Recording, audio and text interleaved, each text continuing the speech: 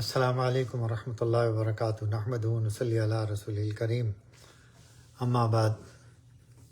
اعوذ باللہ من الشیطان الرجیم، بسم اللہ الرحمن الرحیم۔ سورہ بقرہ کی 30 آیت الذین یؤمنون بالغیب۔ تو آج غیب کے اوپر جو ہے وہ اس کی تفسیر کریں گے کہ ایمان بالغیب یعنی جو چیزیں عقل و حواس سے مخفی ہے، جیسے دوزخ، جنت، ملائکہ وغیرہ، سب کو اللہ اور اس کے رسول کے ارشاد کی وجہ سے حق اور یقینی سمجھے۔ اس سے معلوم ہوا کہ ان امور غائبہ کا منکر ہدایت سے محروم ہے۔ تفسیر عثمانی سے بات لی گئی۔ بغیر دیکھے حضور صلی اللہ علیہ وسلم پر ایمان لانے والے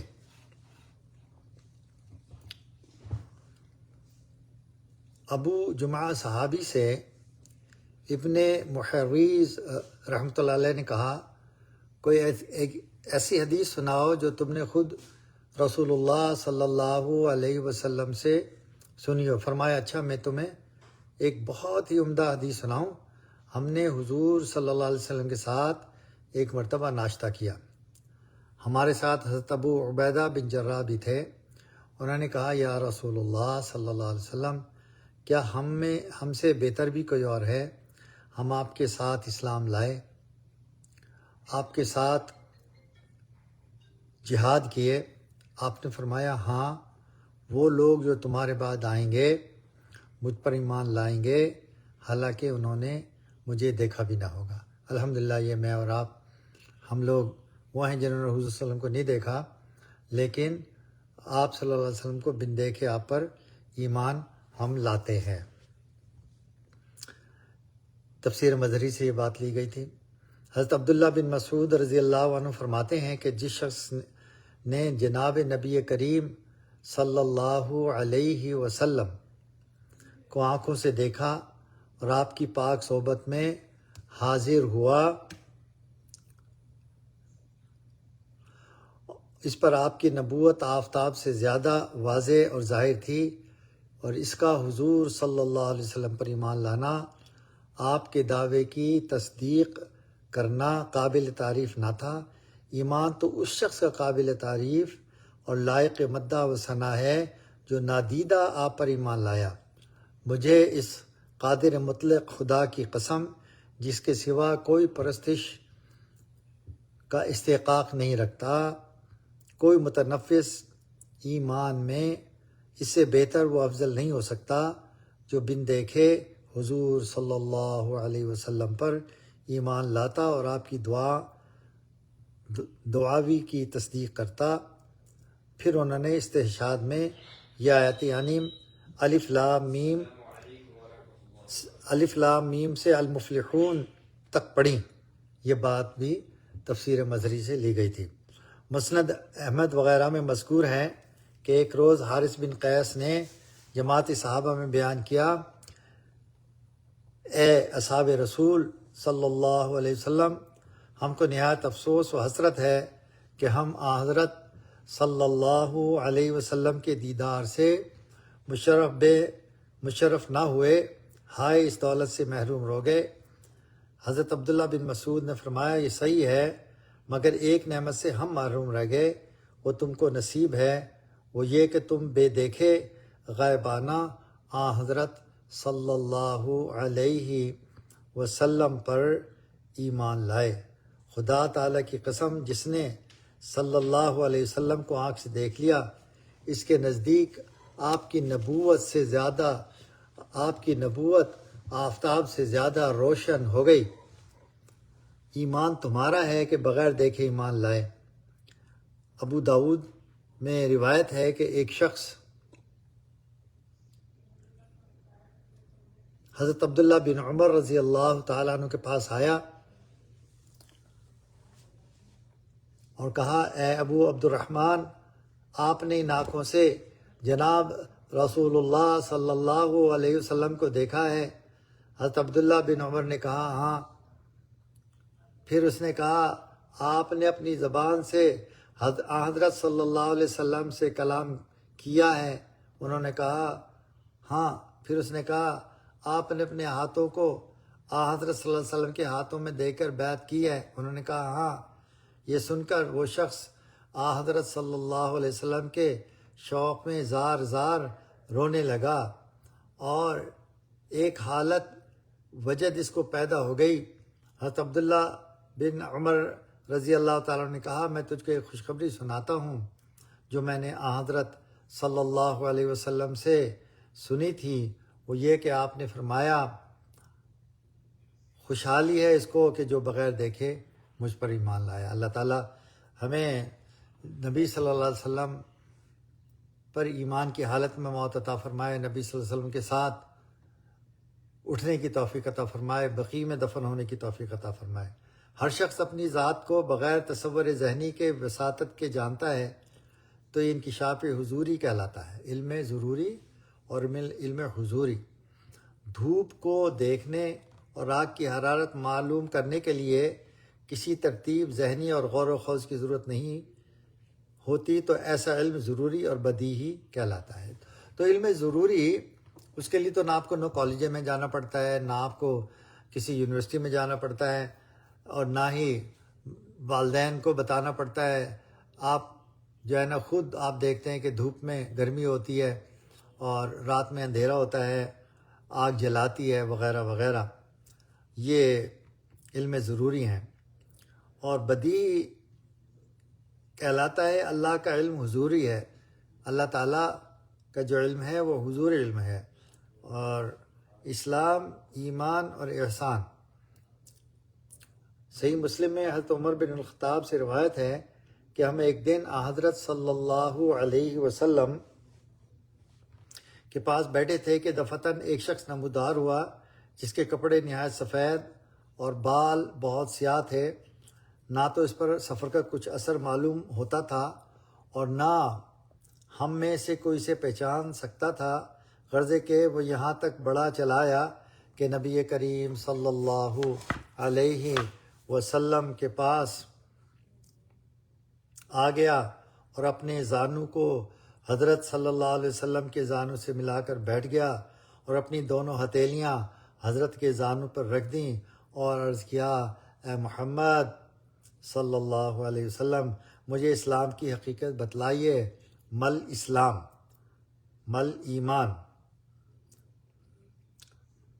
آپ نے فرمایا اسلام یہ ہے کہ تو اس بات کی گواہی دے کہ خدا کے سوا کوئی بندگی کے لائق نہیں اور محمد صلی اللہ علیہ وسلم رسول خدا ہیں، اور نماز ٹھیک طور پر پڑھ، زکوٰۃ دے، رمضان کے روزے رکھ، اگر کسی سواری کا مقدور ہو تو خانہ خدا کا حج کر۔ اس شخص نے کہا آپ نے بالکل سچ فرمایا۔ حضرت عمر رضی اللہ تعالیٰ عنہ فرماتے ہیں کہ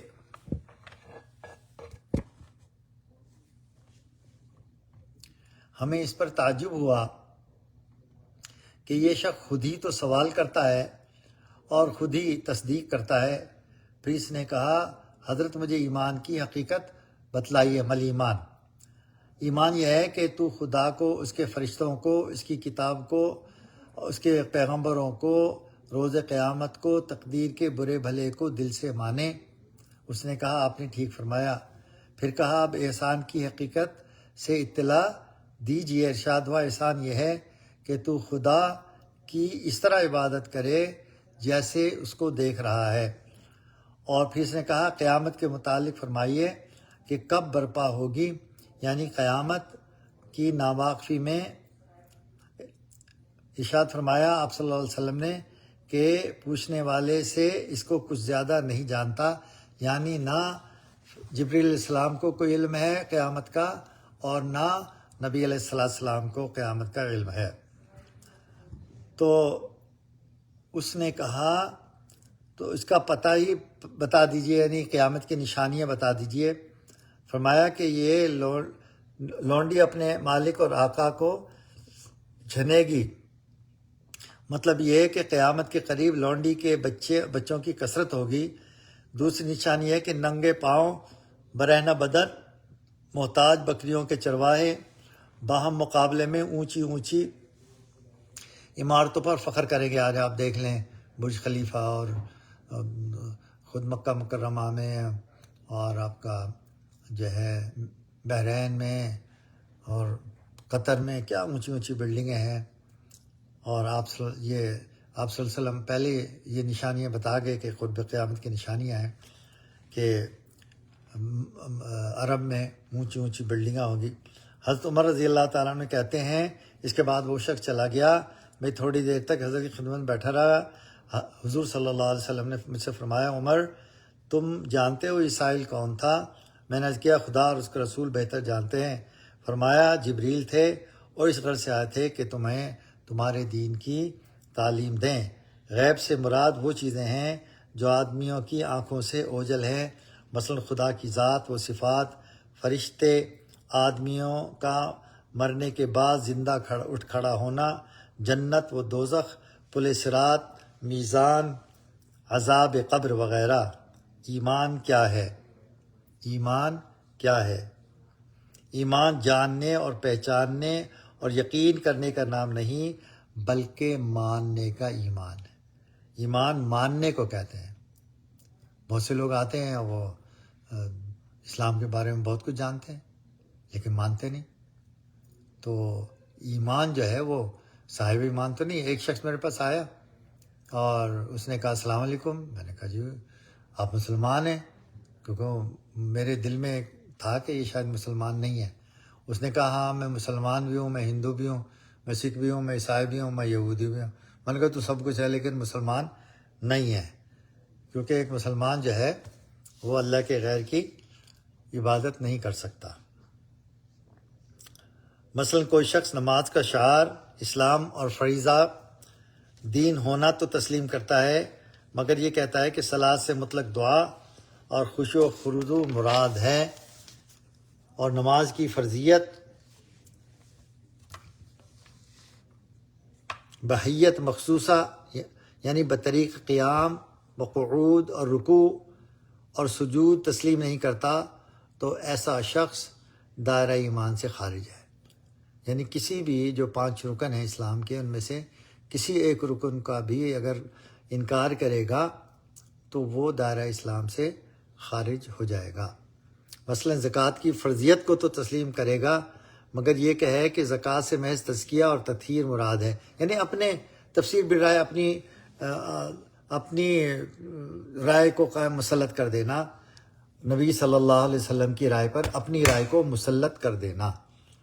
تو یہ اس کو ملحد اور زندیق اس شخص کو کہتے ہیں جو شریعت کے الفاظ کو بحال اور برقرار رکھے اور اس کی حقیقت کو بدل دے. ایمان نہیں بلکہ دین کا تمسخر اور مذاق ہے. اسی لیے اللہ تبارک تعالیٰ فیصلہ کریں گے کہ کون صاحب ایمان ہے اور کون صاحب ایمان نہیں ہے. اصل ایمان تو تصدیق قلبی ہے اور زبانی اقرار. حقیقت ایمان کی حکایت ہے، ورنہ سوائے مکر و فریب کے کوئی شے نہیں، محض ایک جھوٹ ہے جو صدق اور راستی کے لباس میں نمودار ہے. حضرات متکلمین فرماتے ہیں کہ ایمان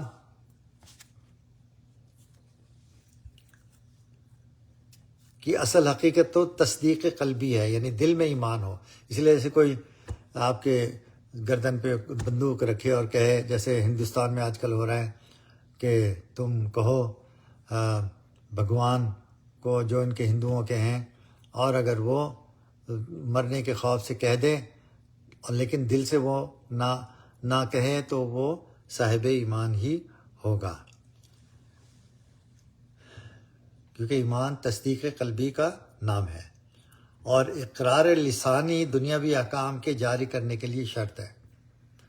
تو مسلمان ہونے کے لیے آپ کو یہ کہنا پڑے گا کہ میں مسلمان ہوں. اور یہ مولانا زکریا رحمہ اللہ تعالیٰ فرماتے ہیں کہ ومن احسن قولا ممن دعا الی اللہ وعمل صالحا وقال اننی من المسلمین، یعنی واننی من المسلمین میں یہ ہے کہ اس کو اس بات پر فخر ہو کہ میں مسلمان ہوں. ہم نے دیکھا یہاں پر امریکہ میں کہ لوگ کوئی اپنے آپ کو نام خضر ہے تو ہیری کہلا دیا، نام چوہان ہے تو کوہان کر لیا، محمد ہے تو مو کر لیا. یہ ایمان کی کمزوری کی جو ہے نا مثالیں ہیں. امام غزالی قدس سر اللہ فرماتے ہیں رسول اللہ صلی اللہ علیہ وسلم کی لائی ہوئی چیزوں میں سے کسی ایک چیز کی بھی تکذیب کر دینے کا نام کفر ہے، اور تمام عمر میں آپ کی تصدیق کرنے کا نام ایمان ہے. اسی لیے جیسے حدیث مبارکہ آپ نے سنو گے نکاح من سنتی من رغب عن سنتی فلیس منی، نکاح میری سنت ہے اور جس نے میری سنت سے اعراض کیا وہ مجھ میں سے نہیں. مثال کے طور پہ داڑھی ہے، داڑھی کا رکھنا سنت ہے، واجب ہے، اور نہ رکھے تو گناہ تو ہے، لیکن جو ہے اگر یوں کہے کہ یہ جھالر رکھنے سے کیا ہوتا ہے، اب یہ سنت کا انکار اس نے کیا.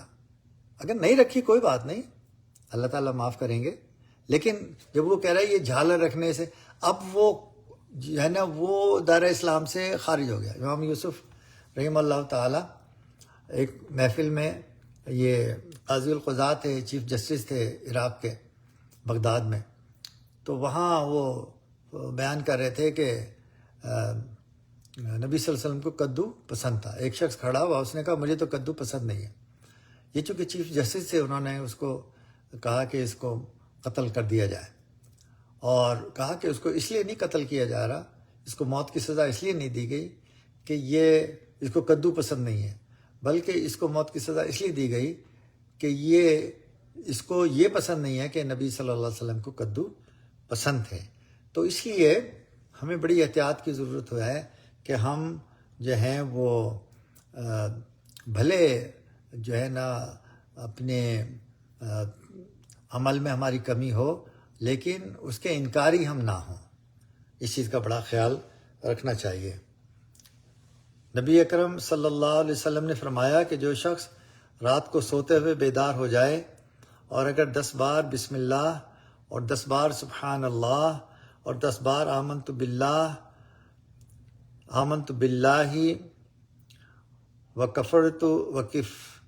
وکفرت بالطاغوت، تصدیق کی میں نے اللہ کی اور تکذیب کی میں نے طاغوت یعنی شیطان کی پڑھے، تو وہ ہر خوفناک چیز سے محفوظ رہے گا. جھوٹے مقدمے میں لوگ گواہی دے دیتے ہیں.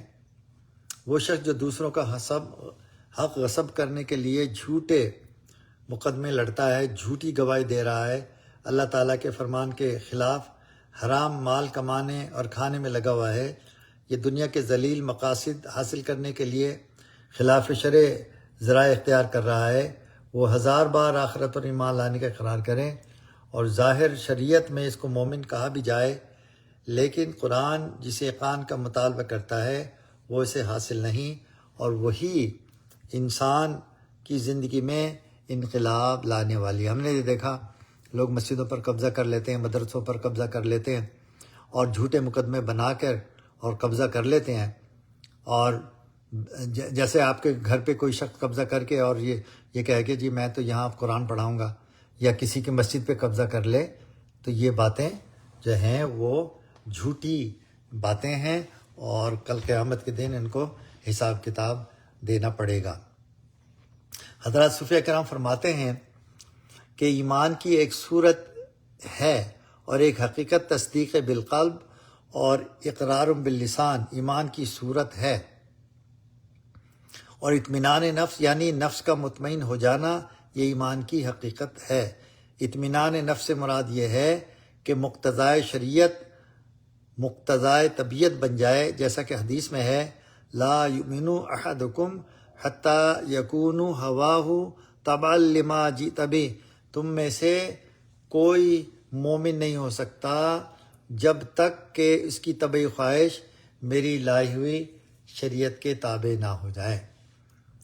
امام ربانی شیخ مجدد الافسانی قدس صلی اللہ سرہ کے قلم مبارک سے ایک فتویٰ ہے، اگر کوئی شخص باوجود دعوی ایمان کے معاذ اللہ کفر سے تبرہ اور بیزاری نہ کرے تو وہ 2 متضاد دینوں کی تصدیق کرنے والا ہے.